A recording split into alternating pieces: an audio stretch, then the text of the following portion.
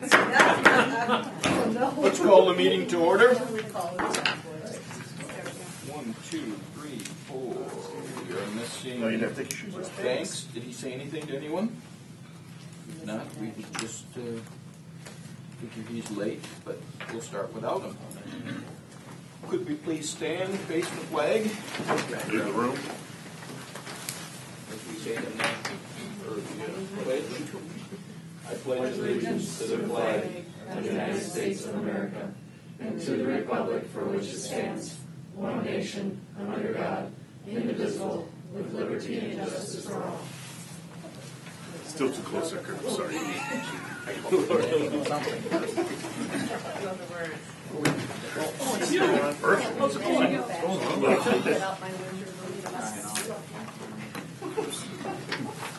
Okay. Approval of the agenda. Are there any changes, omissions, anything like that? If not, I would look for a motion to approve as shown. I'll make a motion. Kurt, do we have a second? I'll second. Jerry on the second. Any other discussion? All in favor say aye. Aye. Opposed? That is carried. Approval of the minutes from the preceding two board meetings, the 23rd of Feb and March 9th. Everyone had a chance to look those over. Do you see any changes or errors that should be noted? I'll make a motion to approve. Motion by Jerry to approve. I'll second. Second by Josh. Any other discussion? All in favor say aye. Aye. Opposed? That is carried. No scheduled presenters this evening. Public forum. Does anyone wish to speak? It's a quiet evening tonight. We will move on. Finance report attachment B. Yep, and as we talked about, this is kind of the condensed version. It'll just be the cash flow worksheet, and we'll talk within finance meeting or quarterly at the actual board meeting about the more expanded finance report. But just showing here at the top, our bank checking balance, $1.9 million, and as we go through to the end of May, having a positive cash flow again and not having to do any aid anticipation borrowing. Cash balance and fund balance a little different as we've talked about. We are spending the fund balance down based on this budget, and as we do revise the budget as we've been going through it, the numbers that will be revised are going to be, as far as the difference, real similar to what we had projected real early in the year. And there will be one more revision at the end of the fiscal year in June when we really tighten all the numbers up. But as I'm looking at it now, just preliminarily, before we put out the revised budget, the number that we had kind of anticipated to start the year with, we'll probably be spending down about roughly the same, about $400,000. So I'll be tightening that up before our next board meeting and have a much better number for you when we get to that point. But if you have any questions on what's presented here, I can do my best to answer what we have.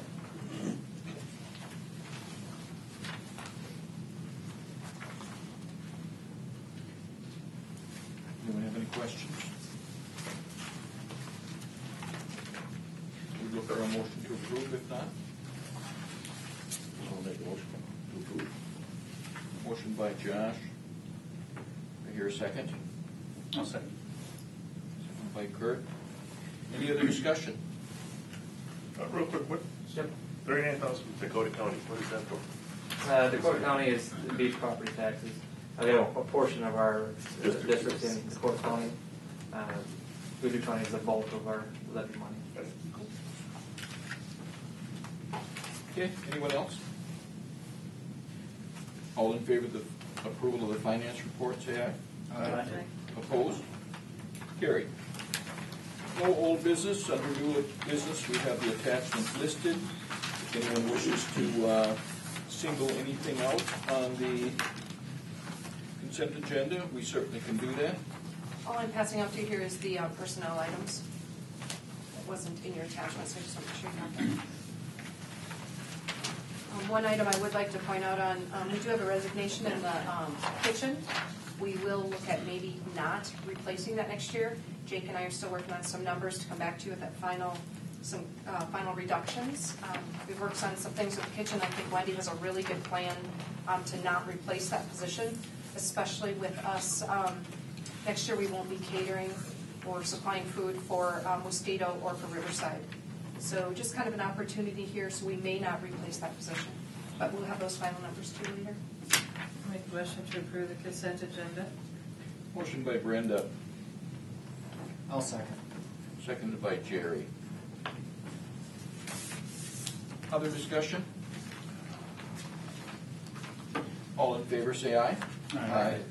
Opposed? That is carried. Approval of the expenditures, attachment E. Take a moment to look those over. I have a question on 44041. Bank of America. Yep. Yep, a large portion of that is actually the MSBA conference, lodging expenses for meal and whatnot. Okay. And then there's other items in there as well, some instructor supplies and things like that. Typically not that large each month. It's okay.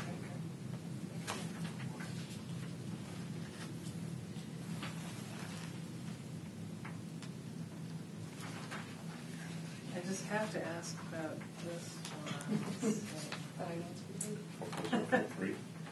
Little boxcars and Jeanette's. That was our evening math night at the elementary. All the teachers went back with some math materials, and it was really great because the community came in. And one thing we're really working on is teaching the parents how to be better educators at home. Math has changed so much that we're trying to help them along with that. So that was kind of the program, the instruction costs, and then the teachers do get a box that goes with it, and it's full of math games and things like that. So it is math curriculum, I promise. Funny name, but that's what it is. Yeah, get some of those one-eye jacks. Yeah.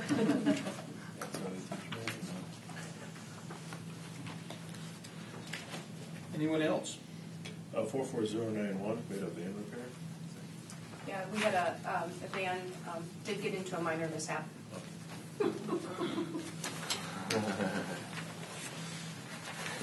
More than we do. Just a note on that too, the cost is there, but we received all the $500 back in that for insurance recovery. Our insurance covers. I'll make a motion to approve. Motion by Jerry to approve the expenditures. Is there a second? I'll second. Second by Kurt. Other discussion? All in favor, say aye. Aye.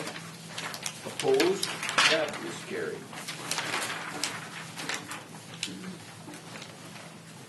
Discussion on LIFO, last in, first out. I'm going to pass out the actual bill here, so you have something in front of you. Mr. Siebenoller is the one that brought this forward. I don't know if you have anything you want to say on that, or do you want me to just go into it real quick? You go into it. Okay, this won't be a long discussion. LIFO stands for last in, first out. It's something the state is working on. Many states are looking at this so that you're not always going on the seniority list. What you have in front of you is the House portion of things on the first page and the Senate on the second page. If I was vetting person, this isn't going to go through. It would be getting rid of teacher seniority, teacher tenure, and those types of things. But if you go through every step, you can see everything that's happened so far. I will keep you up to date on this. We won't see anything until the end of April again on this. But the governor has said with 100% certainty he will not move forward with this. Some good discussion that came out of my MASA meeting after talking to Rob is a lot of the superintendents are starting to tweak the way we evaluate teachers so that the next time that comes forward, we have an evaluation tool that would allow us to move forward in this direction. And to maybe, instead of all teachers maybe getting a standard number in their files, it'd be a little more fine-tuned. So if anything, it is making school districts look at their evaluation, and we just got a great one up and going. Now it's time to tweak it, and we'll sit down with our EA people, and we'll make sure that we're looking at that. Part of the reason I brought this up was the governor made claim that because a third of the school districts are using evaluations to alleviate this issue of last in, first out, and that's why I asked Beth about it. And you're thinking it's QComp is what he's referring to. He might be referring to QComp. The other thing the commissioner got back to me on is that I think he's referencing things that can put into the contract. There are things that if you wanted to, as your negotiators move forward, you could put into the contract things like you can only move or bump someone in your department. It's going to take a lot of work to do. Currently, your contract allows people to kind of bump and move all over. Those are the kinds of things I think he was referencing, and I think she's right.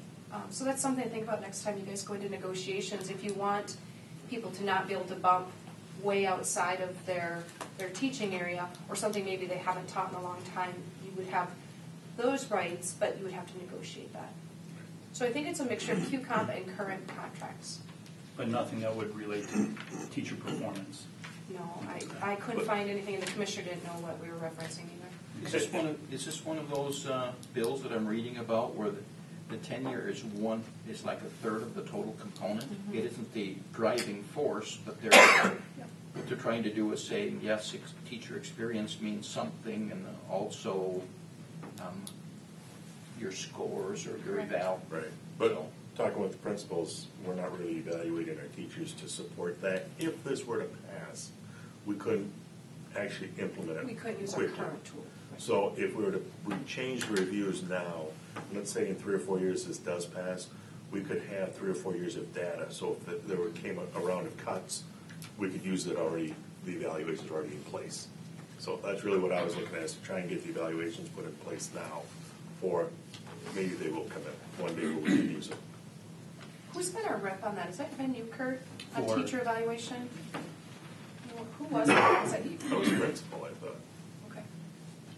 Or just as long as it's up, didn't we had someone, was it, just going to put in Kay Saban, was she going around and kind of looking and She's called what they call the component that's to make it legal. You have to have a peer evaluator, and so she's been doing her peer that going evaluations. pretty well? And Yeah, it's gone really well, and the teachers all respect her, and her feedback's been really good, and the kids know her, so when she walks into a room, and it's not awkward. We're really blessed to have her doing that. Yeah, it's been good. This has been out for quite a while, apparently, huh? 1870 status in-house, 2011, 2012. Yep, I've been talking about it for a while. Well, this is the first year I've really seen it just right out there, so it must be nearing at least a little deeper conversation and into more committee. That's a good catch, though. I didn't give you the latest updated one. I can do. You know what I'll do? I'll send you as an email attachment. But I think this just illustrates how long it's been. I meant to give you the 14-15 one. Yeah. Yeah. Good catch, Bob. Wisconsin just did something away with their tenure, so I think it's also getting more attention nationally. More states that are All right, are starting to switch over to there, so 13 now, something like that. Yep. Is there? still have it? I So don't it's have like it. 10 or so. Yeah, they I'll got be it with tenure. Okay, I thought- Yep. Anything else? That's interesting. Item D, consideration to approve the 15-16 activities handbook. Attachment F. All changes are either, I think, they're bold and italics in there. You can walk you through it, or if you had a chance to look at it, it's pretty straightforward. It kind of brings it up to 2015, and also updates some things that are kind of protect our coaches and staff against some current events, things that have gone on here and in other school districts too. So all question. the italics are all changes? Yeah, italics, yep. Okay, I'll say. Well, not like the one with the star, but they're bold and italics. Okay.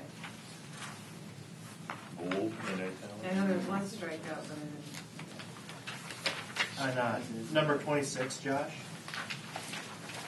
I'm sorry, Jake. Yep. We had that conversation probably a couple different times about specifically item number 3 and the transportation. Yep. We're going to leave it the way it is right now, where they can send their child out.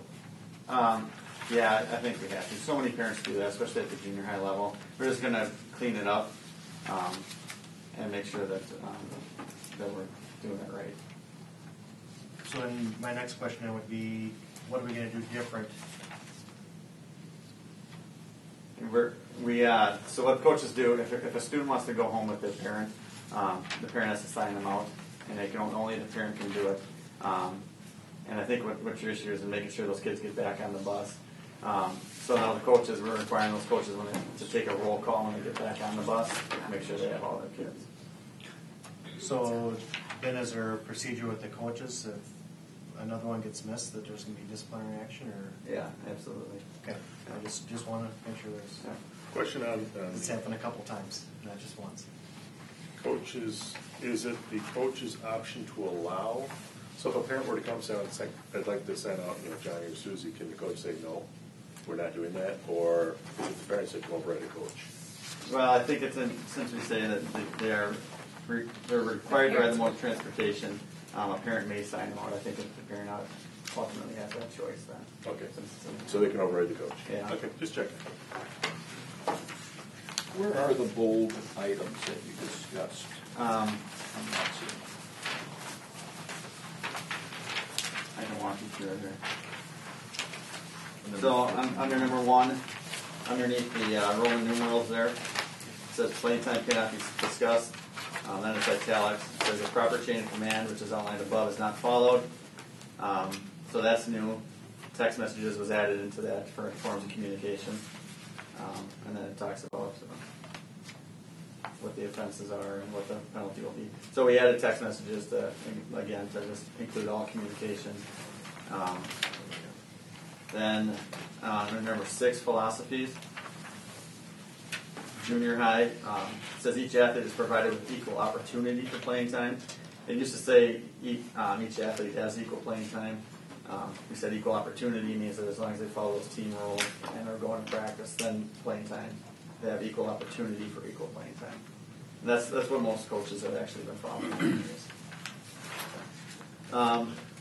Number 7, under number 1, 7, number 1, reporting all injuries requiring treatment or parent notification by filling out the athletic trainer's reporting form. Used to say districts. Since we have a trainer now, she gets all those referrals. Number 8, under that same section, it says acclimate and follow all school policies. So that requires all our coaches to be familiar with school policies such as the weapons and hazing policy and stuff like that. Moving on to number 12, again, just updating it from the district form to the athletic trainer, since we have an athletic trainer.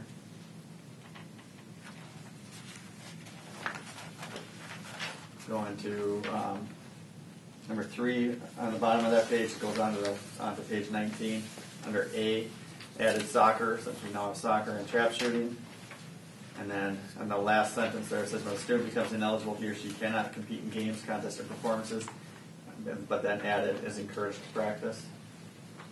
That's part of the penalty. The state high school league recommends that as well to remain part of the team.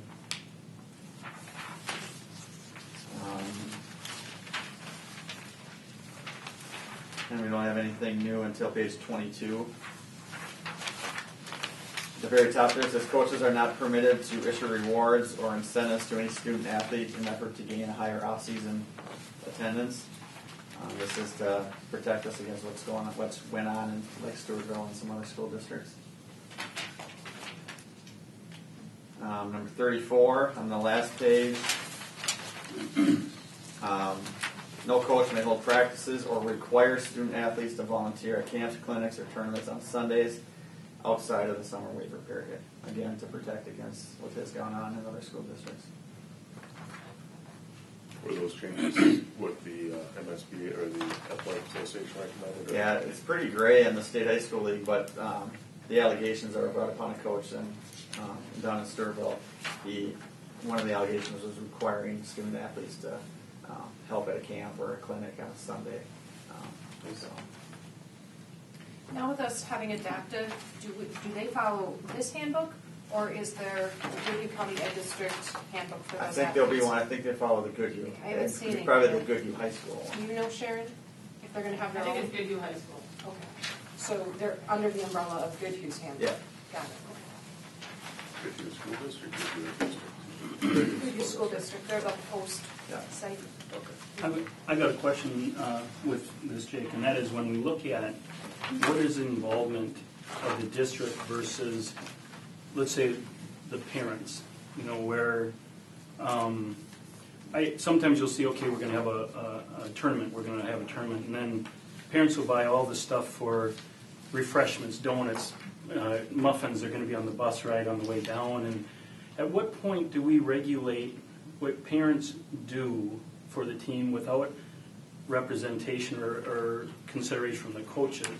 Because you see that a lot. We're seeing, oh, we gotta do this for the kids. They're on their bus ride home. Or on the bus ride down. We're gonna get them water. We're gonna get them this. We're gonna get them that. And where do we let that take place, and where do we not allow it? Because obviously this is a district responsibility. I guess what I'm thinking is, I'd like to see parents step back a little bit when it comes to that thing and let the coaches decide what the kids are going to have and not have, instead of saying we're going to get all this stuff for these kids going down. It sounds terrible, but I think sometimes there's a lot of influence from the parents when the influence should be coming from the coaches. Sure. You know, and that first and foremost, the coaches decide what the kids are going to do. I personally, I'm seeing a lot of that. I'm seeing a lot of things being taken over by parents, and they're going and they're decorating lockers. They're doing all this stuff where maybe the student council or National Honor Society should be doing this stuff instead of parents coming in and doing all this stuff, because I think students, this is the school is the school students' place to be, and I think parents need to step back. And we're starting to see more and more parents coming into the school and influencing this sort of thing. And I don't know if that's where we want parents to be. And I'm just putting it out there. I see it a lot, and I see a little bit too much influence from the outside, where I think the parents should come in, support the teams, come to the games, support them in any way you can that way. But when it comes to the inner ongoings of the school, I think that's the kids' place, the students' place. And I'd like to know what everybody else thinks about that, as to where do parents step in and where do they step back and allow coaches to coach and students to have their own space. I think some coaches welcome it. I think I can see what you're saying, that they're overstepping some bounds, but I think some coaches welcome food on the bus and stuff like that if it's a long trip or a doubleheader, and maybe even the locker stuff. I don't know. I don't speak for all coaches, but I think some of them do.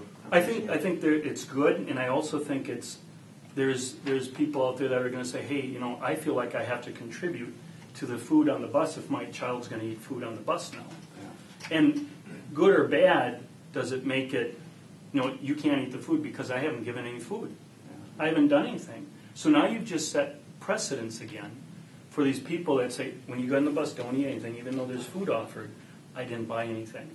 I think it sets something up there where kids have this feeling that and even parents, it's like, I feel bad about it, but I don't know if it's such a good thing. I think we've overstepped our boundaries as parents to put food on buses from parents. I'm actually surprised if there's any eating of food on the buses, because there's pretty strong rules on that. Yeah. I think they're bringing it to the meets and the doubleheaders Okay. and things. Well, I don't think they're eating I'll on even the go bus. that- I I'll just even want to go make that, sure that yeah. we're not breaking any Yeah. other. I'll even go take the We next don't step. eat on When the they get buses. to the event, Sure. when they get to the event, Sure. there's going to be kids that say, gosh, I don't know if I should or I shouldn't. And so there's that, give the child some money and go and buy something. Let them take responsibility for these things, instead of parents always thinking they need to come together and get food for these kids when they go to an event. I just see it as parents coming in and stepping into a position that maybe they shouldn't be in, and that this is a school function, and that's me. I'm just. Well, and then I'll take one step further, really not even further, but when I was talking about transportation, it used to be you went as a team, you came home as a team, win, lose, or draw. Now the parents want to, and I know it's 99.9% for convenience factor, that they want to bring their kid home from whatever game, but still, to me, I think if you're going to go as a team and the school's responsible, I think the school is still responsible for their transportation home. I still think they all should be coming home in a bus together, unless, as me and Jake had talked about, unless there's a family emergency or something that would be outside of the realm of normality. I think you go and you play as a team, you win or lose as a team, and you come home as a team. I agree. We send 70 kids down on the bus and 6 are right at home. Really? There's just no. That's part of the dysfunction in sports nowadays. And it's all.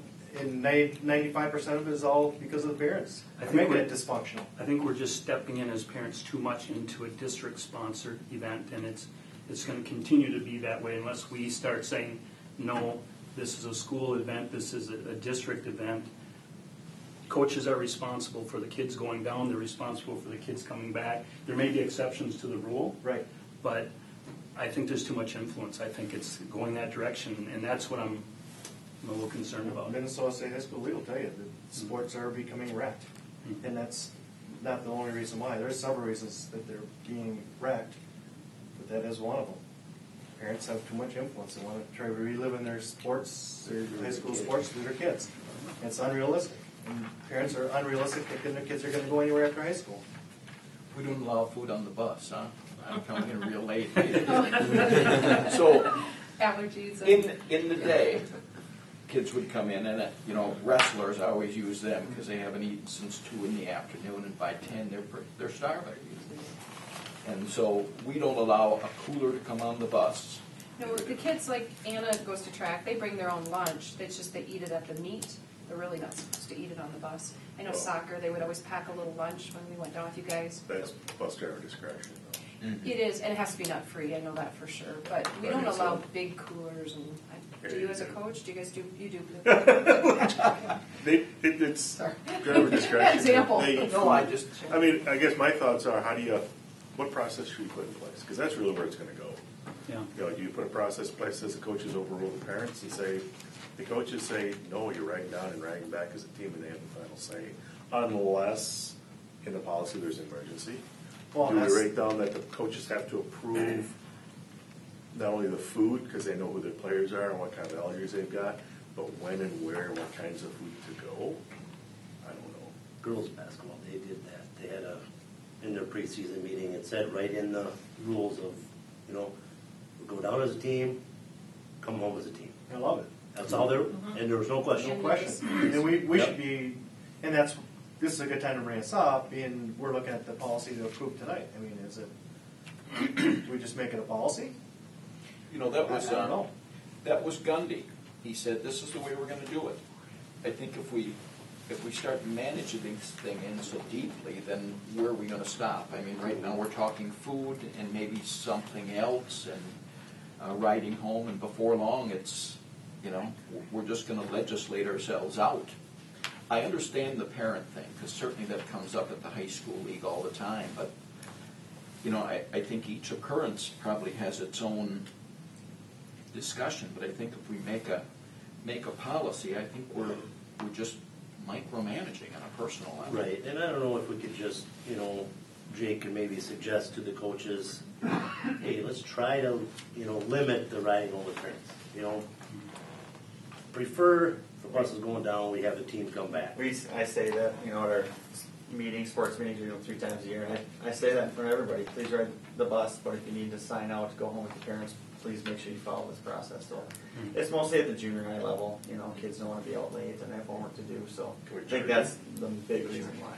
Well, and 10 remember, bucks, you can take that's the kid home. That's the biggest thing that has changed. We have tried to watch every penny, and we're putting junior high kids on a bus, and to be there, play their game early, and then they stay all night, it becomes a really long night. And if we want to talk about back then, you would drive the junior high down, they would never be riding down and play, watching all the varsity games either. So that's been a little bit of a change too, is that if they don't ride home with their parents, there's an expectation. I know speech rides down and rides back together. Just buses. There are coaches that kind of have, There was a time where that wasn't even a question. Oh, So something happened. Something happened along the way where we continue to allow things to happen. And eventually now we look back and we say, how do we change it?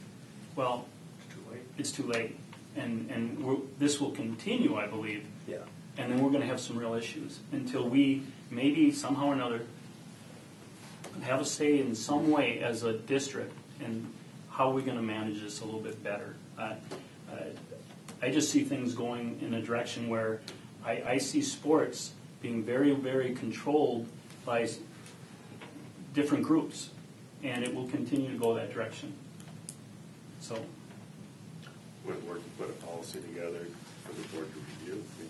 Put your ideas down different areas. The policy already does say students are required to ride in the mode of transportation provided by the school to and from activity events. And that a parent may sign their child out with the advisor coach. They have to have permission and a written note. So we do already have that policy.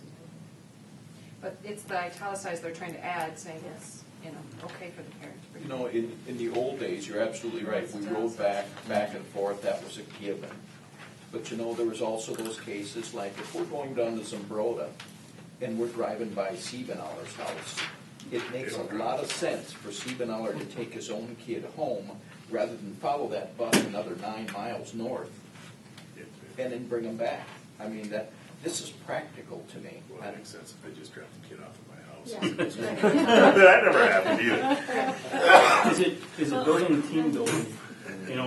Where is there an importance to this as well? Are we building team spirit, team cohesiveness, where when you get on that bus and nobody's going back home on the bus because they've lost? That's not good either.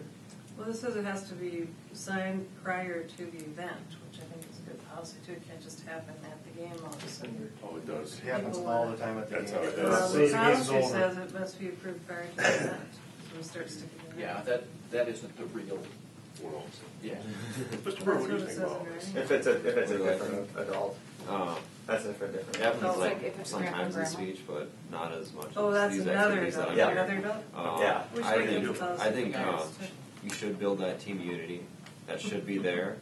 But yes, there are some circumstances where you need to go home early. But other than that, I do believe that team unity is so pivotal at this point. Otherwise, we get just show up, go home, doesn't matter.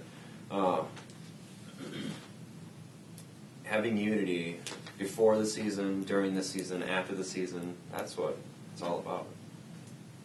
But it might not be on the basis of a bus ride or anything else. It could be on the basis of your coach building that unity. Mm. And regardless of whether they ride home or not, it's kind of up to the coach. I would look at Coach Davison, just in basketball. If you're telling the kids what Gundy's telling the kids, we shouldn't be involved with that. And I don't have it written down like Benderson does. But we strongly encourage them all to ride home on the bus. Junior high, I have a little more understanding with, whether it be band concert they need to get back to or homework, whatever it may be. But I would say the varsity this year is probably, 98, 99% of them rode the bus home. Really? Yeah, it's varsity. And it was more of a personal thing. I remember coaching with the girls, and it'd be me and Coach Benda and a bus driver on the way home, and that was always real frustrating. So it's kind of unwritten with the guys, but through the captains and all the way down, they kind of it's known that they ride the bus back. So that's where we try to encourage that. The thing with the parents, as a coach, it's kind of nice that there are things provided for the kids, but I can also see completely where you're coming from too, where I hate to use the term a helicopter, but when you have parents kind of coordinating things for the kids, there's maybe some undue influence there too, possibly. And it's very nice to have things for the kids when we go down places. We go to Annandale, and we have food or snacks or beverages for them. That's a nice thing to have. If it has to come from the coach, that's sometimes difficult to do. Whether we find the funds for it is sometimes a difficult thing to do. The locker signs are great for the kids. I think that helps them. It gives them a little bit of sense of unity or teamwork too. But I know that's a lot of times coming from the parents and not from the kids, and it would be nice if it come from the kids. I don't know that I can control that all the time, because that's a difficult thing to They do. used to be the cheerleaders. Yeah. And now we don't have the wrestling cheerleaders, there's no basketball Yeah. cheerleaders, so. Matt, one more time, everybody rides back on activity buses and activities that you're Well, speaking of? for speech, Yeah. there some parents come to the meets and then some leave. It just depends. But most of the time, yeah. But if we're like going up to Fairmont, yeah, no one's gonna ride home. But it depends, yeah, where it is. If they got plans that day. But usually, yeah, everyone, rides. Does that come from your coaches, advisors? We want everybody, or don't they make any statements? They haven't really made any stern statements on it. It's just sort of, like an underlying, policy, I guess. Haven't really been lectured. They're all about roll call, especially now with 2 buses. They want everyone in there, and if you're not there, they'll go find you. So yeah, they do stay on top of who's on what bus. And I think they do a great job with so many people. And helicopter is a good word for it. But by the same token, do we become a helicopter board by managing what our parents are doing?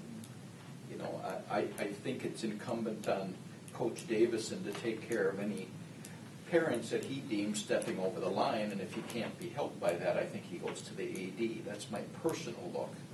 And I think once we enter into what they're taking or how they're riding, you know, I think we've all as parents picked up our junior high kids in activities in the past just because it was, and again, I'll use you. I mean, it would be just as easy if your kid was in Pine Island. Yeah, they never ride home with us, though. Aside from the personality difference. Yeah, that would have been great. Well, the only question I have is, are there coaches who would like to have the ability to say no to parents, but really the way it's written, they can't? I've never heard anybody mention it to me, but maybe it's an issue. If there's enough teeth where the coach says, no, you know what, I want everyone to run back, unless Yeah. it's an emergency, we're all riding back together. I met with head coaches 2 Fridays ago, and I asked them to go through the handbook before we met and recommend any changes, and it didn't come up, but maybe it was just overlooked. So. But where do we say this is for the students, and the parents are the spectators, and they come to support the kids? But after you cross, where do you cross the line? When you go in and you decorate kids' lockers, I think you've crossed the line. I think that's something for the students to do.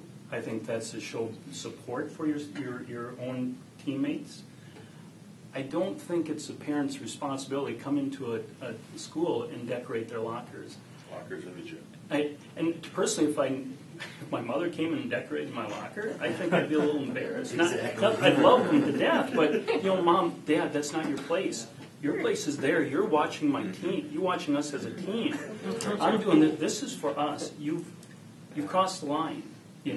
So It probably came up because we haven't had basketball cheerleaders in a few years, and I would guess the guys that enjoy that, but they're probably not going to sit down and make locker signs after practice together. Right. And I'm still going to push back on that a little bit. Even though that's the case, I don't think parents should be the ones to do it. I seriously think something has to be done, whether it's with student council or how are we going to support our team, not the parents. That's I think that's more of maybe a school or district-wide thing to get more of that support back in for the activities that go on throughout the school.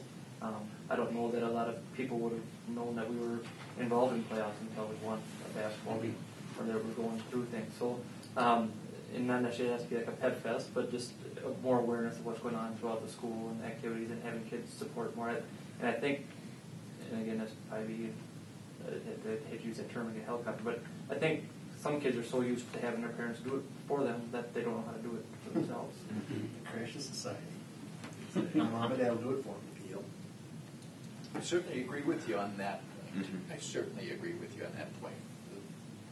This is not the parents' domain to come in and make signs and promote their kids' team. It's up to the team.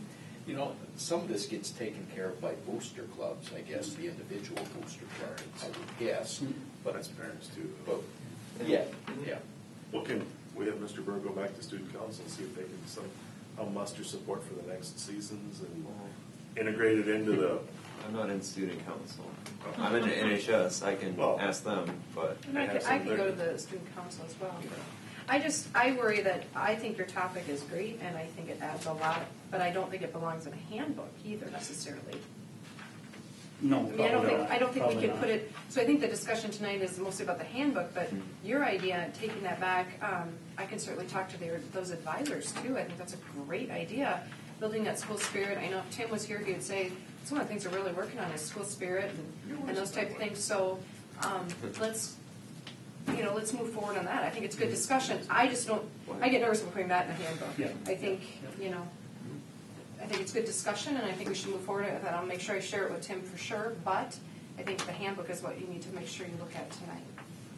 if I could add one more thing. I think also we need to consider, like, with speech, you don't have many, like, parents coming here and then, but with basketball, you got fans, you got parents coming in, and then, yeah, that becomes more of an issue because at the speech meets, you normally don't see parents at all, so there's not really an option to go home. And, you just go on the bus. No, I'm not saying. I'm just saying. So it's going to be more frequent with those sports activities with fans. Yeah. I think it did merit discussion. It's part of the conversation, just extended past the handbook, but we'll that's good argument. Let's say good conversation. So, are we ready to approve the handbook in its I'll make a form motion with to revisions? approve the activities handbook. Brenda made the motion, I'll second it. second by Josh. Other discussion? All in favor say aye. Aye. Opposed? That is carried. Consideration to approve the SOUP as the identified official with authority. Well, they just keep changing everything at MDE. We had a great system. Lori would bring in a piece of paper, and I would sign it, and it would give me the authority to do this. I went in now, and to allow anyone else, I have to be granted authority, and the board has to grant me authority so that I can add Lori To grant authority? to grant authority. Right. So it's all listed in here. Basically, it used to be a paper copy. They are getting rid of all of that. It is all in the SERV system, and Josh, Lori, and I can all tell you the changes are quite overwhelming. And this is kind of one of those things. Every school board in the state of Minnesota is approving this exact same thing. It's just the step you have to take. It used to be a signature. It is now an official board action. So do we want to officially act on this evening? To give authority to the authority? What happens if we didn't? We would have to, I would have to contact MDE. I mean, there is a process and it's all listed in there. If your board was to say not the authority, you would have to give someone that authority. That's how you get your MARS money. That's how you get a lot of your funding. So if you did not want it to be your LEA, you could file for someone else to do it. But I would leave that up to you. No, I just look at the options don't look too good, so I was like, really? Yeah. Just silly. Mm-hmm. Motion, please. I'll make a motion. Motion by Jerry, seconded by Kurt. Other discussion? All in favor say aye. Aye. Opposed? That is carried. Consideration to approve the non-renewal of a teaching contract due to the approved Spanish position cut. Okay, the reason why we're using the word non-renewal, Miss Mercer has a business license. She will bump a teacher that's been here for a year, so she'll be bumping Matt Junker, thank you, see, Junker, out of the business position. And so he will be a non-renew because he's only been with us for a year, so she will move over into that position. So Matt Junker will have a non-renew. Is this one of those cases we just talked about several moves ago about people bumping people out of their category? Correct. So we don't have a lot of recourse. I'm just asking if has she got extensive experience in business? She does not. She has taught an 8th grade business class for us a couple years ago when we needed one of those quarter classes. Sometimes we filled with the middle school kids. We did try that one year. We just needed her back in. That's when the Spanish numbers went back up, and they're moved back over to a Spanish class. So, no, there's not much we can do here. If something else changes, we would bring that back on. That isn't a problem. Remember, there are some districts that non-renew all candidates that aren't up for tenure. Some districts do a list, and that protects them from having to do this. We can bring them back as we choose. So if in fact that Spanish teacher got another position in another district, I would guess Spanish would be her passion just because she's been doing it for so long. That would allow us to potentially or possibly move this guy back in. That is correct. Okay. Just checking. Good. Okay, I would look for a motion to approve the non-renewal. I'll make a motion. Motion by Jerry, I'll second. second by Josh. Further discussion? I just want to add, like we do with any teacher that may be leaving our district, I know he's only been here for a year, but what an impact he has made. He's a dynamic teacher. If you've been out front, he's doing the drones. He wrote a grant with the Ed Foundation. Matt's shaking his head because he's probably seen it out there, but it's really a really neat thing. If you've taken a class from Mr. Junker, you know that he's got a lot of passion behind business and technology and incorporating it in. The other thing that he's done is we've implemented Schoology, and that's been a big thing. He just dove right in and helped the teachers. He's actually become kind of one of our tech support. Maybe that's not the right word, but we have our breakout staff development sessions. So I really want it on the record that he's done an absolute great job, and I want to thank him for his service here. He's done a real nice job for us. Can I go back and ask a question? So what qualifies the Spanish teacher to go over and teach business? Because she taught a business class for the 8th grade? No, she does have licensure. You have to have licensure, Okay. of course. No, All right. she's got licensure from the state of Minnesota. All right. Yep, it's good. So, not putting names to anything, but in reality, we're taking a more experienced teacher out of an area that they're experienced in and putting a less experienced teacher into that position. That statement would be true in this case. Both teachers are great teachers. True. The one is more experienced in business than the other. That is correct. So, due to the government, we're putting a less seasoned teacher in that category into that position and taking a more seasoned, as little as he is, out. He's got 1 year, which is actually more. Well, he comes to us with many, many years of business. We actually stole him from Pine Island last year. I remember that. This is contractual, though I don't know if it. I know, I'm just making it public. Yeah. Okay, anything else? We have a motion and a second. All in favor, say aye. Aye. Opposed? That is carried. Item G, consideration to approve the second reading of the policy 613, grad requirements. Tim spoke of this last time. We just need to align it with Cannon Falls standards, not the one that was in there with MSBA. I'll make a motion to approve. Brenda on the motion. Second. I'll say. Second by Kurt. Other discussion? All in favor say aye. Aye. Opposed? Carried. Reports. Is this our report meeting? It is not. She like just puts it on there in case the board members have any reports they want to do. I think it's good. It is. It's not the big one. Anyone have anything for the cause? Just real quick, we did have a staff development meeting, otherwise I'm gonna forget about it next time. But one of the things they talked about there is they're going to Chicago this summer. Who's they? There are Sandy Sherritt, Cindy DeRocher, and Amy Dombeck. So they have elementary representative, middle school and high school. And they're going down there for a big workshop for staff development and teaching. But the way they were talking about it sounds very interesting. They're going to learn a lot. No, you can't go. And They need to go. but now, is that the one where they're going to be able to bring people here? It could be. I And think again, that's this is part of their it. funds. We don't. Yeah, that's We don't right. near- It comes yeah, out of the yeah. staff development stuff, but it sounds very interesting. I just wanted to point it out. It should be fabulous. Staff development does a lot of good things. I've been there a few meetings now, and Have you? it's been interesting. It'd be good to hear what they bring back from that. Yeah. Yep. We have a very, very strong staff development team. Yeah. They work hard. Any other Kudos to board them. member? The Ed Foundation met last week, and don't forget about their auction coming up on April 25th out of the Cannon Golf Club. Should be a fun event. They have lots of fun activities planned. And they also approved a donation of $4,861 to the robotics, the Lego robotics program, which was really great. And they're going to be able to get the latest EV3 robot, and that includes some two teachers having e-training for that. So that was really great too. There was one other And thing. the fur trade. And the fur trade, yeah. They approved a fur trade presentation by Bill Beckman for the sixth graders, and that was $400.